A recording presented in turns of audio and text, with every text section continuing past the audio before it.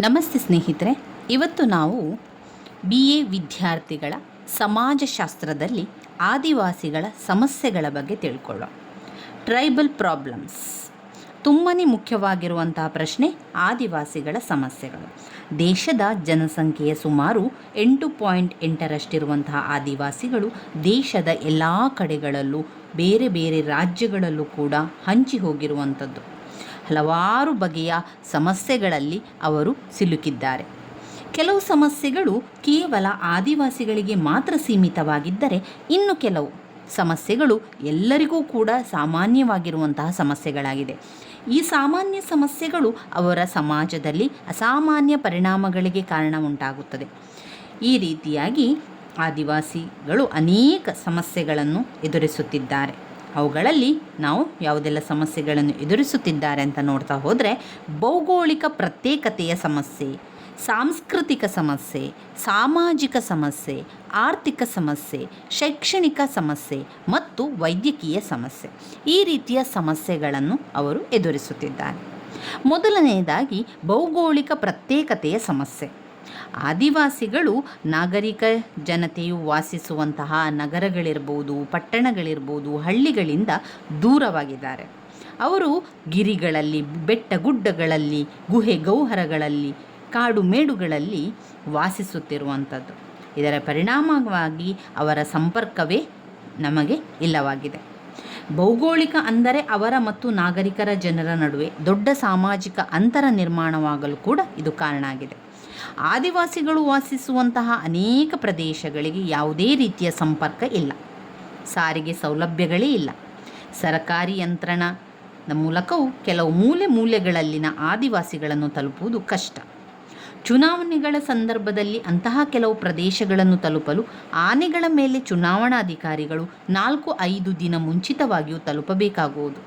ಈಗಲೂ ಕೂಡ ತುರ್ತು ಸಂದೇಶಗಳನ್ನು ಆ ಪ್ರದೇಶಗಳಿಗೆ ಕಳುಹಿಸುವುದು ಕಷ್ಟದ ಕೆಲಸವೇ ಆಗಿದೆ.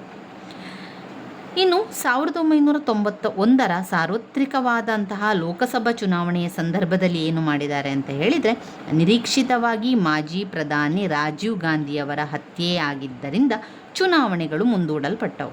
ಅಸ್ಸಾಂ ಮತ್ತಿತರ ಈಶಾನ್ಯ ಗಡಿ ರಾಜ್ಯಗಳ ಕೆಲವು ದುರ್ಗಮವಾದ ಪ್ರದೇಶಗಳಿಗೆ ಈ ಸುದ್ದಿ ತಲುಪದೇ ಹೋಗಿ ಅಲ್ಲಿನ ಚುನಾವಣಾ ಸಿಬ್ಬಂದಿಗಳು ಚುನಾವಣಾ ಪ್ರಕ್ರಿಯೆಗಳನ್ನು ಮುಂದುವರಿಸಿದ್ದನ್ನು ಪತ್ರಿಕೆಗಳು ವರದಿ ಮಾಡಿದ್ದನ್ನು ನಾವು ನೆನಪಿಸಿಕೊಳ್ಳಬಹುದು.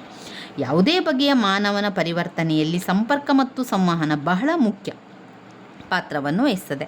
ಆದರೆ ಆದಿವಾಸಿಗಳು ವಾಸಿಸುವಂತಹ ಪ್ರದೇಶಗಳ ವೈಲಕ್ಷಣ್ಯದಿಂದಾಗಿ ಅಂತಹ ಸಂಪರ್ಕವನ್ನು ಅವರೊಂದಿಗೆ ಸ್ಥಾಪಿಸುವುದು ಬಹಳ ಕಷ್ಟಕರವಾಗಿರುವಂಥದ್ದು.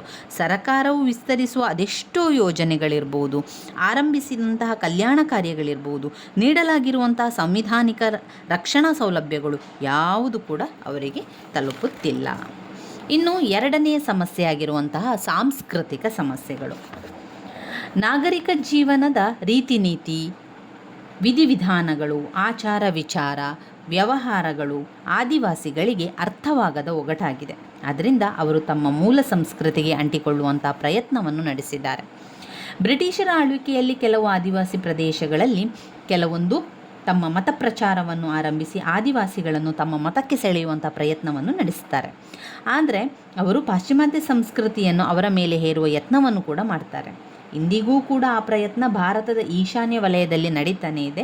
ಈ ನಡುವೆ ರಾಮಕೃಷ್ಣ ಮಿಷನ್, ರಾಷ್ಟ್ರೀಯ ಸ್ವಯಂ ಸೇವಾ ಸಂಘ, ವಿಶ್ವ ಹಿಂದೂ ಪರಿಷತ್ ಮುಂತಾದ ಸಂಘಟನೆಗಳು ಹಿಂದೂ ಧರ್ಮದ ಪ್ರಚಾರ ನಡೆಸಿದೆ. ಆದಿವಾಸಿಗಳಲ್ಲಿ ತಮ್ಮ ಮೂಲ ಧರ್ಮ ಸಂಸ್ಕೃತಿಯನ್ನು ಉಳಿಸಿಕೊಳ್ಳಬೇಕೆಂಬ ತೀವ್ರವಾದ ಆಸಕ್ತಿಯು ಕೂಡ ಮೂಡಿದೆ. ಈ ಬೇರೆ ಬೇರೆ ವಿಚಾರಗಳು ಆದಿವಾಸಿಗಳಲ್ಲಿ ಒಂದು ರೀತಿಯ ಮಾನಸಿಕ ಗೊಂದಲವನ್ನು ನಿರ್ಮಿಸಿದೆ. ಆದಿವಾಸಿಗಳು ನಾಗರಿಕ ಜಗತ್ತಿನ ನಡುವೆ ಇರುವ ಅವರ ನಡುವಿನಿರುವಂಥ ಸಂಸ್ಕೃತಿ ಇದೆಯಲ್ಲ, ಆ ಗೊಂದಲ ಇನ್ನಷ್ಟು ಹೆಚ್ಚಿಸಿರುವಂಥದ್ದು. ತಮ್ಮ ಪರಂಪರಾಗತವಾದಂತಹ ಜೀವನ ಕ್ರಮ ಇರ್ಬೋದು, ಅವರ ಒಂದು ಮೌಲ್ಯಗಳಿರ್ಬೋದು, ಅವರ ಒಂದು ನಂಬಿಕೆಗಳು ಅದೆಲ್ಲ ಕೂಡ ಪೂರ್ಣವಾಗಿ ಪರಿತ್ಯಜಿಸಲಾಗದೆ ಅನುಕೂಲಕರವೂ ಆಕರ್ಷಕವೂ ಆಗಿರುವಂಥ ಆಧುನಿಕ ವಿಚಾರ, ವಸ್ತು, ಕ್ರಮವನ್ನು ಒಪ್ಪಿಕೊಂಡು ಇವೆರಡರ ಮಧ್ಯೆ ಹೊಂದಾಣಿಕೆ ಮಾಡಿಕೊಳ್ಳಲಾಗದೆ ಒಂದು ಬಗೆಯ ಸಂಘರ್ಷಕ್ಕೆ ಅವರು ಒಳಗಾಗಿದ್ದಾರೆ. ಮೂರನೇ ಸಮಸ್ಯೆ ಅಂದರೆ ಸಾಮಾಜಿಕ ಸಮಸ್ಯೆ. ಆದಿವಾಸಿಗಳು ಸಂಪ್ರದಾಯ ಶರಣರು, ಮೂಢನಂಬಿಕೆಗಳಿಗೆ ಬಲಿಯಾಗಿರುವವರೂ ಆಗಿದ್ದಾರೆ. ಕೆಲವು ಆದಿವಾಸಿಗಳಲ್ಲಿ ಬಾಲ್ಯ ವಿವಾಹ, ಶಿಶು ಹತ್ಯೆ, ನರಬಲಿ, ಮಾನವ ತಲೆಬುರುಡೆಗಳನ್ನು ಬೇಟೆಯಾಡುವುದು, ಪ್ರಾಣಿ ಬಲಿ, ಪತ್ನಿಯರ ವಿನಿಮಯ ಮುಂತಾದ ಹಾನಿಕಾರ ಪದ್ಧತಿಗಳಿದ್ದವು. ತಮ್ಮ ಸಂಕಷ್ಟಗಳಿಗೆ, ರೋಗರುಜಿನಗಳಿಗೆ ದೆವ್ವಭೂತಗಳೇ ಕಾರಣವೆಂದು ಅವರು ನಂಬುತ್ತಾರೆ. ಕುಲದೇವತಾವಾದ ಅಥವಾ ಸರ್ವಚೇತನವಾದದಲ್ಲಿ ಅವರ ಶ್ರದ್ಧೆ, ನಂಬಿಕೆ ಅತಿರೇಕವಾದ್ದರಿಂದ ವಾಸ್ತವಿಕ ದೃಷ್ಟಿಯನ್ನು ಬೆಳೆಸಿಕೊಳ್ಳುವುದು ಅವರಿಗೆ ಕಷ್ಟವಾಗಿದೆ. ನಮ್ಮ ಸಾಮಾಜಿಕ ಜೀವನದ ರೀತಿ ನೀತಿಗಳನ್ನು ಬದಲಿಸಿಕೊಳ್ಳಲು ಅವರು ಸಿದ್ಧರಿಲ್ಲ. ವಿವಾಹ ಪೂರ್ವ ಹಾಗೂ ವಿವಾಹೇತರ ಲೈಂಗಿಕ ಸಂಬಂಧಗಳು ಕೆಲವು ಆದಿವಾಸಿಗಳಲ್ಲಿ ಇಂದಿಗೂ ಅನೈತಿಕವೆಂದು ಪರಿಗಣಿತವಾಗಿಲ್ಲ. ಖುಷಿ ಬಂದಂತೆ ಹೆಂಡತಿಯರನ್ನು ಬದಲಿಸುವ ಅಥವಾ ವಿಚ್ಛೇದನದಿಂದ ಹೊರಹಾಕುವ ಪ್ರವೃತ್ತಿಯೂ ಕೂಡ ಕೆಲವು ಆದಿವಾಸಿಗಳಲ್ಲಿದೆ. ಇದರಿಂದ ಅವರ ವೈವಾಹಿಕ ಹಾಗೂ ಕೌಟುಂಬಿಕ ಜೀವನಕ್ಕೆ ಭದ್ರತೆ ಇಲ್ಲದಂತಾಗಿದೆ. ಮಾನಸಿಕ ನೆಮ್ಮದಿ ಕೂಡ ಕಷ್ಟವಾಗುವುದು. ಇದರಿಂದ ಅವರ ಸಾಮಾಜಿಕ ಜೀವನವು ಅಸ್ತವ್ಯಸ್ತವಾಗುವುದು. 4ನೇ ಪಾಯಿಂಟ್ನಲ್ಲಿ ಆರ್ಥಿಕ ಸಮಸ್ಯೆಗಳು. ಪರಿಶಿಷ್ಟ ಪಂಗಡಗಳಲ್ಲಿ ಬಹುಸಂಖ್ಯಾತರು ಬಡವರು. ಅವರ ಆರ್ಥಿಕ ಸಂಕಷ್ಟದ ಕಾರಣಗಳು ಅಂತ ಹೇಳಿದರೆ ಶೋಷಣೆ, ಹೊಸ ಕಾನೂನಿನಿಂದ ಸ್ವಾವಲಂಬನೆಗೆ ಧಕ್ಕೆ, ಲಾಭದಾಯಕವಲ್ಲದ ಮಾದರಿಯ ಕೃಷಿ ಕಾರ್ಯ, ಭೂಮಿಯ ಒಡೆತನದ ಹಕ್ಕನ್ನು ಕಸಿದುಕೊಂಡಿದ್ದರಿಂದ ಆಘಾತ, ಬ್ಯಾಂಕ್ ಮತ್ತಿತರ ಆಧುನಿಕ ಆರ್ಥಿಕ ಸೌಲಭ್ಯಗಳ ಕೊರತೆ, ನಿರುದ್ಯೋಗ. ಇವಿಷ್ಟು ಆರ್ಥಿಕ ಸಮಸ್ಯೆಗಳಲ್ಲಿ ನಾವು ಕಾಣುವಂತಹ ವಿಚಾರ. ಇನ್ನು ಶೈಕ್ಷಣಿಕ ಸಮಸ್ಯೆ ಅಂತ ನೋಡಿದರೆ ಪರಿಶಿಷ್ಟ ಪಂಗಡಗಳಲ್ಲಿ 80%ಕ್ಕೂ ಅಧಿಕ ಮಂದಿ ಅನಕ್ಷರಸ್ಥರಾಗಿದ್ದಾರೆ. ಶೈಕ್ಷಣಿಕ ಸಂಸ್ಥೆಗಳನ್ನು ನೋಡಿರದ ಜನ ಅವರಲ್ಲಿ ಬಹಳಷ್ಟು ಮಂದಿ ಇದ್ದಾರೆ. ಒಂದೊಂದು ಪಂಗಡವು ತನ್ನದೇ ಆದ ಆಡು ಭಾಷೆಯನ್ನು ಹೊಂದಿದ್ದು ಇತರ ಭಾಷೆಗಳನ್ನು ಅರಿಯದೇ ಇರುವ ಸ್ಥಿತಿಯೂ ಕೂಡ ಕೆಲವು ಸಮಸ್ಯೆಗಳಿಗೆ ಕಾರಣವಾಗಿದೆ. ಆದಿವಾಸಿಗಳ ಆಡುವ ಭಾಷೆಗೆ ಲಿಪಿ ಇಲ್ಲದೇ ಇರುವುದರಿಂದ ಇಂತಹ ಆಡುವ ಭಾಷೆಗಳ ಸಂಖ್ಯೆ ಅಸಂಖ್ಯಾತವಾಗಿರುವುದರಿಂದ ಅವರ ಶೈಕ್ಷಣಿಕ ಸ್ಥಿತಿಯನ್ನು ಸುಧಾರಿಸುವಲ್ಲಿ ಭಾರೀ ಅಡಚಣೆ ಉಂಟಾಗಿದೆ. ಶಿಕ್ಷಣದ ಮಹತ್ವವಿನ್ನೂ ಅವರುಗಳಿಗೆ ಸರಿಯಾಗಿ ಮನದಟ್ಟಾಗಿಲ್ಲವೇ ಇರುವುದರಿಂದ ಸರಕಾರವು ನೀಡಬಯಸಿರುವ ಶೈಕ್ಷಣಿಕ ಸೌಲಭ್ಯಗಳನ್ನು ಅವರು ಉಪಯೋಗಿಸಿಕೊಳ್ಳಲಾರದವರಾಗಿದ್ದಾರೆ. ಗುಡ್ಡಗಾಡು ಪ್ರದೇಶಗಳಲ್ಲಿ ಸ್ಥಾಪಿಸಲಾಗಿರುವ ಶಾಲೆಗಳಿಗೆ ಹೋಗಿ ಕೆಲಸ ಮಾಡಲು ನಾಗರಿಕ ಸಮಾಜದ ಅಧ್ಯಾಪಕರು ಸಿದ್ಧರಿಲ್ಲದೇ ಇರುವುದು ಒಂದು ತೊಡಕಾಗಿದೆ. ಕೆಲವು ಕ್ರೈಸ್ತ ಮಿಷನರಿಗಳು ಈ ಕೊರತೆಯನ್ನು ತುಂಬಲು ಯತ್ನಿಸಿದ್ದರೂ ಅವರಿಂದ ಆರಂಭವಾದ ಮತಾಂತರದ ಕಾರ್ಯ ಆದಿವಾಸಿಗಳಿಗೆ ಬೇರೆ ಸಮಸ್ಯೆಗಳನ್ನು ತಂದಿಟ್ಟಿತು. ಆದಿವಾಸಿಗಳ ಸಂಖ್ಯೆಯ ಅರ್ಧದಷ್ಟಿರುವ ಅವರ ಮಹಿಳಾ ಸಮುದಾಯವಂತೂ ಅಜ್ಞಾನದ ಕೂಪದಲ್ಲಿಯೇ ಇದೆ ಅಂತ ಹೇಳ್ಬೋದು. ಇದು ಶೈಕ್ಷಣಿಕ ಸಮಸ್ಯೆಗಳಲ್ಲಿ ಬರುವಂಥದ್ದು. ಇನ್ನು 6ನೇ ಪಾಯಿಂಟಲ್ಲಿ ನಾವು ನೋಡಿದರೆ ಆರೋಗ್ಯ ಮತ್ತು ನೈರ್ಮಲ್ಯದ ಸಮಸ್ಯೆ ಇದೆ. ಆರೋಗ್ಯ ಮತ್ತು ನೈರ್ಮಲ್ಯದ ಬಗ್ಗೆ ಯಾವುದೇ ಕಲ್ಪನೆ ಆದಿವಾಸಿಗಳಿಗೆ ಇಲ್ಲದಿರುವುದರಿಂದ ಅವರು ಹಲವಾರು ರೋಗ ರುಜಿನಗಳಿಗೆ ಒಳಗಾಗುತ್ತಾರೆ.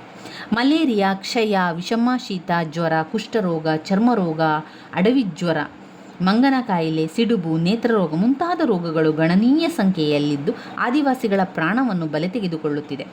ಆಧುನಿಕ ವೈದ್ಯಕೀಯ ಸೌಲಭ್ಯಗಳ ಬಗ್ಗೆ ತಮ್ಮದೇ ಆದ ಸಂಶಯವಿರುವುದರಿಂದ ಮಂತ್ರ ತಂತ್ರಗಳನ್ನು ನಂಬುವುದು, ಕಾಯಿಲೆಯು ವಾಸಿಯಾಗಲು ಅವುಗಳ ಆಶ್ರಯ ಪಡೆಯುವುದು ಅವರಿಗೆ ಅನಿವಾರ್ಯವಾದಂತಾಯಿತು. ಪರಕೀಯ, ಅದರಲ್ಲೂ ಬ್ರಿಟಿಷರ ಸಂಪರ್ಕಕ್ಕೂ ಮುಂಚೆ ಕೆಲವೊಂದು ರೋಗಗಳು ಮಾತ್ರ ಅವರನ್ನು ಬಾಧಿಸುತ್ತಿದ್ದರೆ ಆ ಬಳಿಕ ಇನ್ನೂ ಕೆಲವು ಹೊಸ ರೋಗಗಳು ಅವರನ್ನು ಬಲಿ ತೆಗೆದುಕೊಳ್ಳತೊಡಗಿದವು. ಕುಷ್ಠರೋಗ, ಗುಹ್ಯರೋಗ, ಮೇಹರೋಗ, ರಕ್ತದೊತ್ತಡ ಇತ್ಯಾದಿ. ನೀಲಗಿರಿಯ ತೊಡವರು ಬ್ರಿಟಿಷರ ಆಗಮನಕ್ಕಿಂತಲೂ ಮುಂಚೆ ಆಧುನಿಕ ಜಗತ್ತಿನ ಸಂಪರ್ಕದಲ್ಲಿಯೇ ಇರಲಿಲ್ಲ. ಆದರೆ ಬ್ರಿಟಿಷರು ನೀಲಗಿರಿಯನ್ನು ತಮ್ಮ ಬೇಸಿಗೆಯ ವಿಶ್ರಾಂತಿ ಧಾಮವನ್ನಾಗಿ ಮಾಡಿಕೊಂಡ ಮೇಲೆ ಅವರ ಒಂದು ದುಶ್ಚಟಗಳಿಗೆ ಬಲಿಯಾದ ಆದಿವಾಸಿಗಳು ಹಲವು ರೀತಿಯ ಅಂಟುಜಾಡಿಗಳಿಗೆ ಬಲಿಯಾದರು. ಆದಿವಾಸಿಗಳು ವಾಸಿಸುವಂತಹ ಗುಡಿಸಲುಗಳು ಕೂಡ ಅನೈರ್ಮಲ್ಯದಿಂದ ಕೂಡಿದ್ದು ಸರಿಯಾದ ಗಾಳಿ ಬೆಳಕು ಬರಲಾರದಂತಹ ವಾಸಸ್ಥಾನವಾಗಿದೆ. ತಮ್ಮ ಬಟ್ಟೆ ಬರೆಗಳನ್ನು, ಆಹಾರದ ವಸ್ತುಗಳನ್ನು, ತಮ್ಮ ಉಪಯೋಗಿಸುವ ಪಾತ್ರೆ ಪರಡಿಗಳನ್ನು ಶುಚಿಯಾಗಿ ಇಟ್ಟುಕೊಳ್ಳುವ ಕಲೆಯೂ ಕೆಲವು ಆದಿವಾಸಿಗಳಿಗಿಲ್ಲ. ಅವರು ಉಪಯೋಗಿಸುವ ಆಹಾರವೂ ಕೂಡ ಪೌಷ್ಟಿಕಾಂಶದ ಕೊರತೆಯಿಂದ ಕೂಡಿರುವುದರಿಂದ ಅಶುದ್ಧವಾದ ನೀರಿನ ಬಳಕೆಯಿಂದಲೂ ಕೂಡ ಹಲವು ಬಗೆಯ ಜಾಡ್ಗಳಿಗೆ ಅವರು ಒಳಗಾಗುತ್ತಿದ್ದಾರೆ. ಇನ್ನು 7ನೇ ಪಾಯಿಂಟ್, ಪ್ರತ್ಯೇಕತಾ ಪ್ರವೃತ್ತಿಯ ಸಮಸ್ಯೆ.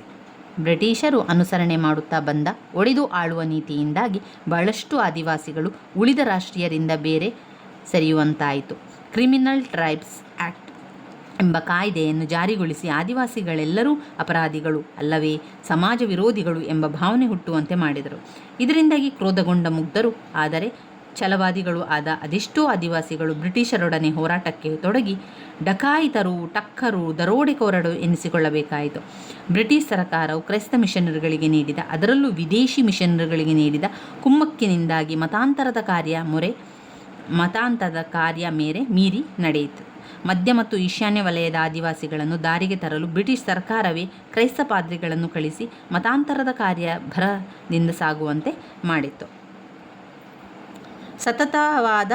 200 ವರ್ಷಗಳ ಸತತವಾದ ಕಾರ್ಯದಿಂದ ಆದಿವಾಸಿಗಳು ಮತಾಂತರಗೊಂಡರು. ಆದಿವಾಸಿಗಳ ವಿರುದ್ಧದ ಅಪರಾಧದ ಹೆಚ್ಚಳ, ಅಭದ್ರತೆಯ ವಾತಾವರಣ, ಆದಿವಾಸಿಯ ಬಂಡಾಯ, ಕಳ್ಳಸಾಗಣೆ ಇವೆಲ್ಲ ಕೂಡ ಈ ಒಂದು ಸಮಸ್ಯೆಗಳಲ್ಲಿ ಬರುವಂಥದ್ದು. ಇವಿಷ್ಟು ಟ್ರೈಬಲ್ ಪ್ರಾಬ್ಲಮ್ಸ್, ಆದಿವಾಸಿಗಳ ಸಮಸ್ಯೆಗಳಾಗಿದೆ ಸ್ನೇಹಿತರೆ. ನನ್ನ ವೀಡಿಯೋಸ್ ಎಲ್ಲ ನಿಮಗೆ ಇಷ್ಟ ಆಗಿದ್ದರೆ ಲೈಕ್ ಕೊಡಿ, ಶೇರ್ ಮಾಡಿ, ಸಬ್ಸ್ಕ್ರೈಬ್ ಮಾಡಲಿಕ್ಕೆ ಮರಿಬೇಡಿ. ಧನ್ಯವಾದಗಳು.